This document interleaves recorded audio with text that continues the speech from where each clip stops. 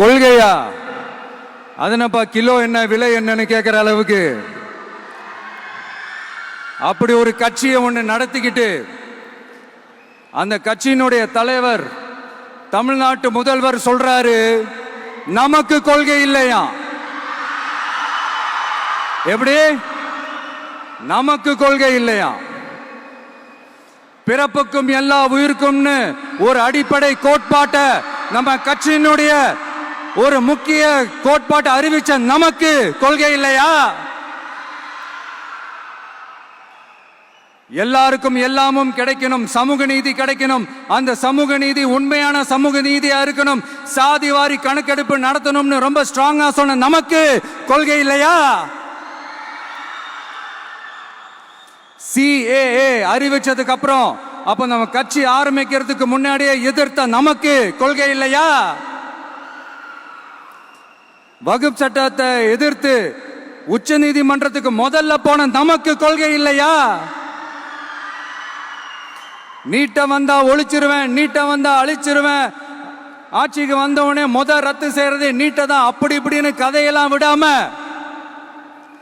கல்விய மாநில பட்டியலில் சேர்க்கணும்னு சொன்னதோட மட்டும் இல்லாம அதுக்கு ஒரு இடைக்கால தீர்வை சொன்ன நமக்கு கொள்கை இல்லையா? சமத்துவம் சம வாய்ப்புன்னு ரொம்ப ஸ்ட்ராங்கா சொன்ன நமக்கு கொள்கை இல்லையா? இப்படி கொள்கையை வெறும் பேச்சில மட்டுமே பேசிக்கிட்டு எல்லா கொள்கையும் அண்டர் கிரவுண்ட்ல அடக்கி வச்சுக்கிட்டு என்னமோ இவங்களுக்கு மட்டும்தான் எல்லா கொள்கையும் குத்தகைக்கு எடுத்த மாதிரி, இவங்க கொள்கையே கொள்ளை தானே.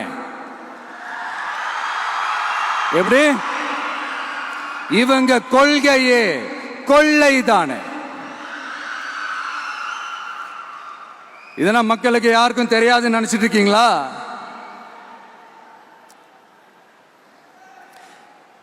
எங்க கட்சி ஒன்றும் சங்கரமணம் இல்லைன்னு சொன்னது யாரு? யார் சொன்னாங்க? ஏன் சொன்னாங்க? எதுக்கு சொன்னாங்க? இப்போ உங்க கட்சியில என்ன நடந்துகிட்டு இருக்குது அதையும் கொஞ்சம் யோசிச்சு பாருங்க, இதையும் கொஞ்சம் யோசிச்சு பாருங்க. அதனால பாப்பா, பவள விழா பாப்பா, நீ பாசாங்கு காட்டாத பாப்பா, நீ நல்லவர்கள் போல் நடிப்பதை பார்த்து நாடே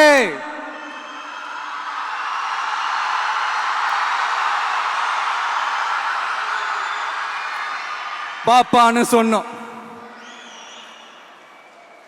அப்ப கூட பாத்தீங்கன்னா பாப்பான்றது ரொம்ப ஆசையா பாசமா சாஃப்டா தான் சொன்னோம். அதையே நீங்க அதிர்ச்சியா எடுத்துக்கிட்டீங்கன்னா அதுக்கு நாங்க என்ன பண்றது?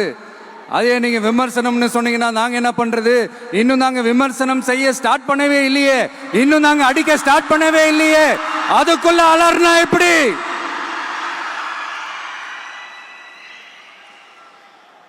அதனால உங்க அரசவை புலவர்கள் யாராவது இருந்தாங்கன்னா கர்ச்சீஃப் எடுத்து அவங்க கண்ணீரை துடைத்து விடுங்கள். சரி, அது அவங்க பிரச்சனை, அவங்க பார்த்துக்கிட்டோம்.